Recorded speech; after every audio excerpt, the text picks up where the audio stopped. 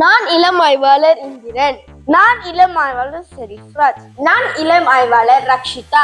நான் இளம் ஆய்வாளர் திவானி. நான் இளம் ஆய்வாளர் அனலி. நாங்கள் தேர்ந்தெடுத்த பரிசோதனை தலைப்பு ஒரு ரோவர் மணல் மேற்பரப்பில் குறிப்பிட்ட தூரத்தை பயணிக்க அதன் சக்கரத்தின் தட வடிவம் எவ்வாறு பாதிக்கிறது என்பதை கண்டறிய ஒரு பரிசோதனை வடிவமைக்க உள்ளோம். ரோவர் என்பது பல்வேறு துறைகளில் பலவிதமான பயன்பாடுகளுக்காக பயன்படுத்தப்படும் ஒரு நகரும் இயந்திரமாகும். விண்வெளி ஆய்வு முதல் விவசாயம், சுற்றுச்சூழல் ஆராய்ச்சி மற்றும் பேரிடர் மீட்பு பணிகள் வரை ரோவர் பயன்படுத்தப்படுகின்றன. எந்த சூழலாக இருந்தாலும் ரோவரின் முக்கிய பணி கடினமான அல்லது பாதுகாப்பற்ற நிலப்பரப்புகளில் பயணிப்பது ஆகும். ரோவர்கள் நமக்கு பல நன்மைகளை வழங்கினாலும் ரோவரில் ஒரு பொதுவான பலவீனம் உள்ளது. அது அவற்றின் சக்கரங்கள் ஆகும். ரோவர்கள் தளர்வான மணல் நிறைந்த மேற்பரப்புகளில் பயணிப்பது சவாலானது. சக்கரங்கள் மணலில் வழுக்கவோ புதையவோ அல்லது பிடிப்பை இழக்கவோ வாய்ப்புள்ளது. மணல் நிறைந்த வயல்வெளியாக இருந்தாலும் அல்லது தளர்வான மண்ணாக இருந்தாலும் ரோவர்கள் திறம்பட நகர்வதற்கு அதன் சக்கரத்தின் தடவடிவம் முக்கிய பங்காற்றுகிறது.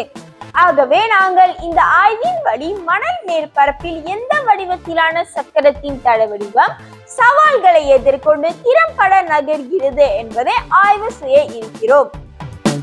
சிக்கல்: எந்த வடிவத்திலான ரோவர் சக்கரம் குறிப்பிட்ட தூரத்தை மிக விரைவில் பயணிக்கிறது? நோக்கம்: ரோவர் சக்கரத்தின் வெவ்வேறான தடவடிவத்திற்கும் ரோவர் குறிப்பிட்ட தூரத்தை பயணிக்க எடுத்துக்கொண்ட நேரத்திற்கும் இடையுள்ள தொடர்பை ஆராய. கருதுகோள்: கோடு தடவடிவம் கொண்ட ரோவர் சக்கரம் குறிப்பிட்ட தூரத்தை மிக விரைவில் பயணிக்கும். மாறிகள்: தற்சாப்பு மாறி ரோவர் சக்கரத்தின் வெவ்வேறான தடவடிவம். சார்பு மாறி ரோவர் குறிப்பிட்ட தூரத்தை பயணிக்க எடுத்துக்கொண்ட நேரம். கட்டுப்படுத்தப்பட்ட மாறி மணல் மேற்பரப்பின் நீளம் 100 சென்டிமீட்டர்.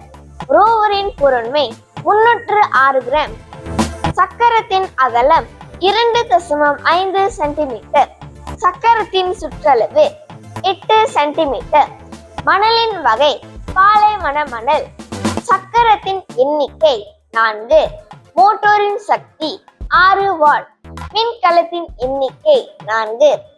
மின்கலத்தின் Sakthi 6 what.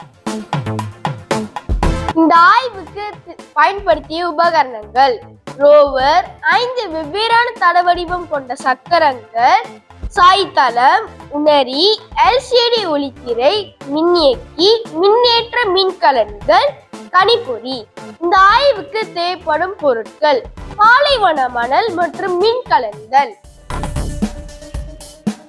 ரோவர்கள் தொடக்க புள்ளியில் தயார் நிலையில் வைக்கப்பட்டது.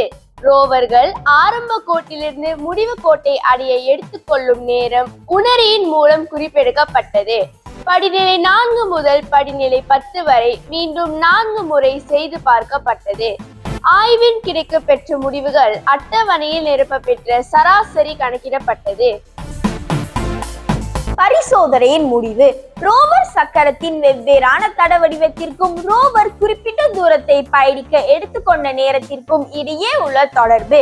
ரோவர் சக்கரத்தின் தடவடிவம்: ரோவர் குறிப்பிட்ட தூரத்தை பயணிக்க எடுத்துக்கொண்ட நேரம் வினாடி. துடுப்பு தடவடிவம் 2.42 வினாடி. தேன்கூடு தடவடிவம் 2.58 வினாடி. பரந்த கட்ட தடவடிவம் 2.62 வினாடி.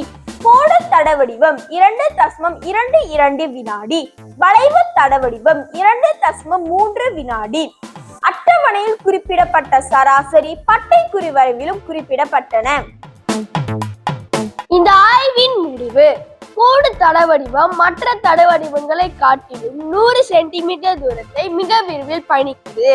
எங்களின் கருதுகோள் ஏற்றுக்கொள்ளப்பட்டது. நீதிபதிகள் அவர்களே, எங்களுக்காக உங்களது நேரத்தை ஒதுக்கியவைக்கு நன்றி.